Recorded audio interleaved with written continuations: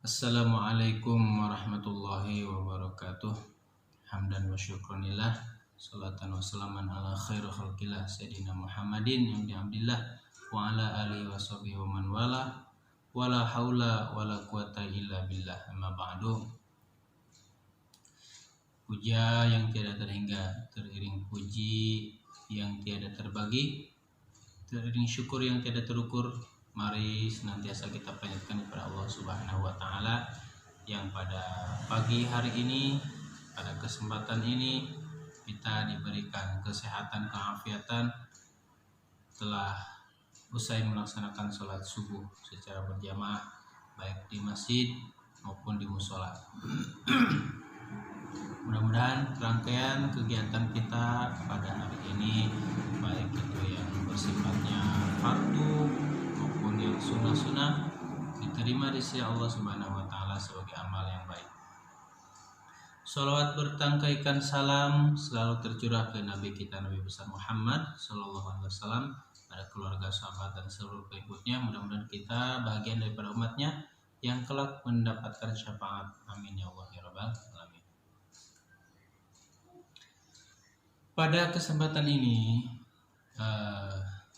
Bapak akan menjelaskan tentang surat, ya, salah satu surat merupakan bagian daripada pembahasan pendidikan agama Islam, pelajarannya di kelas 5 pada semester pertama ini, yaitu surat At-Tin, di mana surat At-Tin ini adalah surat yang urutan ke-95 dalam Al-Quran, ya, terdapat di dalam juz ke-30. Dan Bapak yakin kalian semua sudah pada hafal surat-surat ini, ya.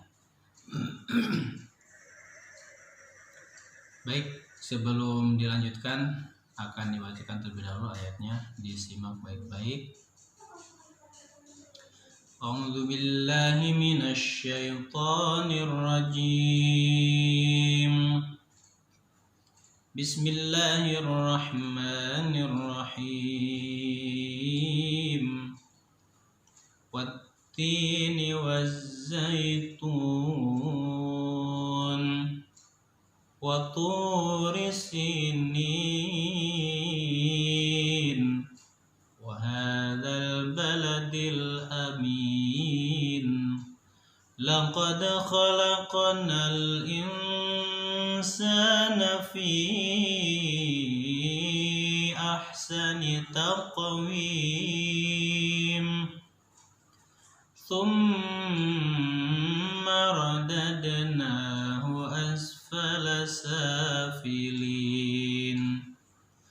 Illa alladhina amanu wa amilus salihati falahum ajrun ghairu mamnun. Fama yukadzibuka ba'du biddin. Alaihissallahu biahkamil hakimin. Sadaqallahul azim. Artinya, wattini wazzaitun, demi buah tin dan buah zaitun.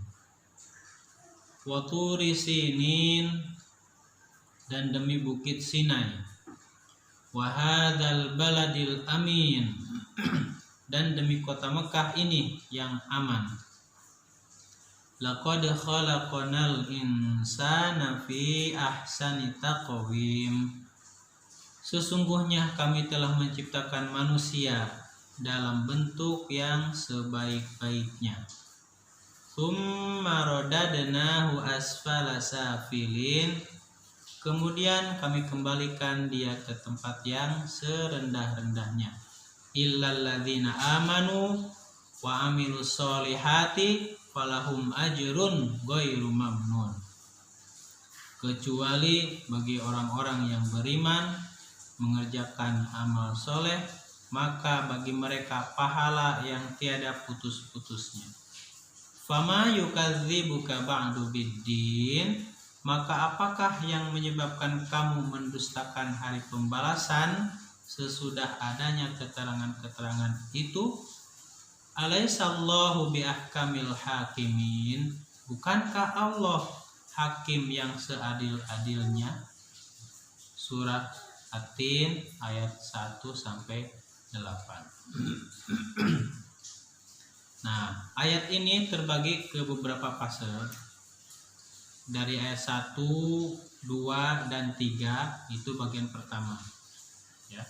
Karena pada ayat 1, 2, dan 3 ini menerangkan tentang buah, kemudian tempat, ada juga daerah, ya.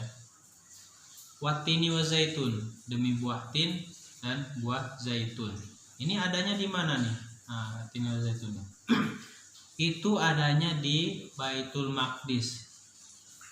Ya, Baitul Maqdis tempat diutusnya Nabi Isa alaihissalam. Berarti tempat yang suci. Itu satu. Yang kedua, Waturi Sinin, Gunung Sinai. Kalau ingat-ingat Gunung Sinai berarti kita tahu kisahnya tentang Nabi siapa? Ayo. Nabi Musa alaihissalam bin Imran. Itu ketika Nabi Musa mendapatkan wahyu pertama itu di Gunung Sinai yang berbentuk cahaya.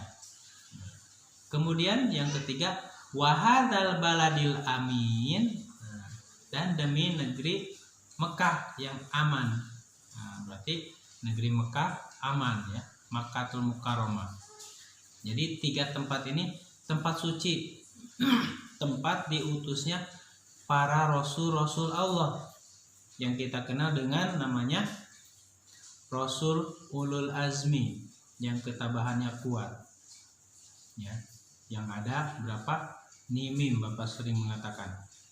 Nuh, Musa, Isa, Nabi Muhammad, Ibrahim, ya. Atau Nimim, Nuh, Isa, Musa, Isa, Muhammad. Ada 5 rasul yang mendapat gelar Ulul Azmi.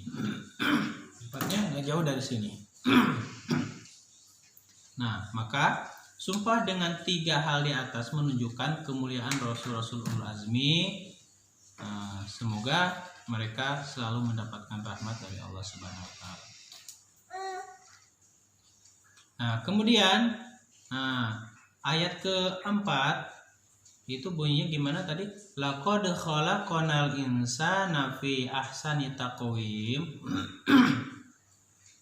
Nah, di sini menunjukkan tentang penciptaan manusia, ya, bahwa sesungguhnya manusia itu diciptakan sebaik-baik bentuk. Tsumma radadnahu asfala safilin, kemudian kami kembalikan dia ke yang serendah-rendahnya, kecuali orang yang beriman, orang yang beramal soleh, maka bagi mereka pahala yang tiada putus. Nah, ini fase bagian kedua, ya, fase bagian kedua ini. Jadi menurut para ahli tafsir mengatakan bahwa manusia diciptakan dalam bentuk sebaik-baiknya yang sempurna. Kemudian dia masuk ke dalam neraka. Loh, kok bisa? Sudah bentuknya bagus, kok dimasukkan ke neraka? Berarti ada sebab, kan? Ada penyebabnya manusia masuk ke neraka. Nah, apa penyebabnya?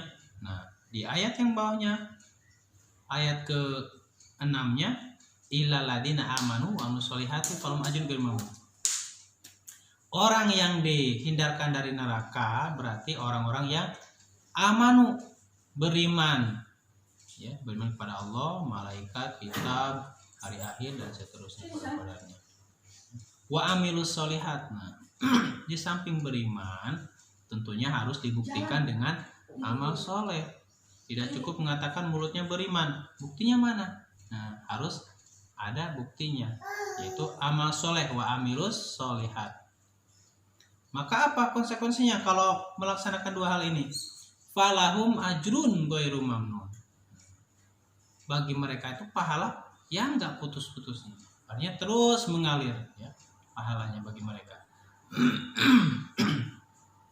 Ini fase yang kedua. Nah, kemudian ayat yang ke-7 dan ke-8, Fama yukadzibuka ba'du biddin alaihissallahu biahkamil hakimin. Nah, ayat yang terakhir ini, dua ayat terakhir ini. Nah, apa yang menyebabkan manusia sampai mengingkari hari pembalasan terhadap amalan? Nah, padahal telah banyak bukti dari berbagai ayat Allah dengan bukti yang yakin, juga sudah ada bukti dengan berbagai nikmat yang telah Allah berikan kepada kita. Jangan sampai kita mengingkarinya. Karena kalau kita ingkari, nah berarti kita mengingkari hari pembalasan. Nah, bukankah Allah adalah hakim yang seadil-adilnya? Ini pertanyaan di ayat terakhir itu. Maksudnya apa? Allah tidak akan memberikan manusia begitu saja tanpa diperintahkan atau tanpa dilarang. Jadi Allah tidak akan membiarkan seseorang pun. Cuma Allah memberikan dua pilihan. Mau beriman atau kafir, itu pilihan kita. Konsekuensinya harus terima. Kalau kafir berarti kufur. Nah, baik itu kufur nikmat, kufur kepada Allah, ya kan? Atau beriman. Nah, beriman konsekuensinya tadi kelihatan ibadahnya, sholatnya, amal baiknya kelihatan. Nah, dari surat ini maka tadi sudah Bapak jelaskan terbagi menjadi 3 fase ya. Ayat 1, 2, 3, fase pertama menerangkan tentang tempat, ada buah di situ. Menerangkan itu ada, berarti ada Rasul ulul azmi yang dikirim ke 3 tempat itu. Yang kedua menerangkan tentang ciptaan manusia yang sebaik-baiknya kemudian dikembalikan ke serendah-rendahnya. Ada tafsir menerangkan bahwa manusia diciptakan sebaik-baik bentuk itu ketika usia masih kecil, masih muda, masih kuat untuk beramal soleh. Tapi lama-kelamaan dia menua. Nah, maka Allah kembalikan menjadi serendah-rendahnya karena sudah tua, untuk beribadah pun sulit. Ya, itu menurut tafsir yang kedua. Nah, terakhir, apa sih manfaatnya yang bisa kita ambil dari surah At-Tin ini? Nah, 1. Keutamaan Rasul ulul azmi itu disebut dalam surat ini, yaitu Nabi Isa, Nabi Musa, Nabi Muhammad SAW. Yang kedua, buah tin dan buah zaitun punya banyak manfaat. Nah, itu dianjurkan sekali untuk kita makan. Syukur-syukur kita bisa menanamnya di Indonesia. Ketiga, kota Mekah adalah kota yang mulia dan penuh rasa aman. Dijamin itu oleh Allah. Keempat, Allah memuliakan manusia dengan menciptakannya dalam bentuk yang sebaik-baiknya.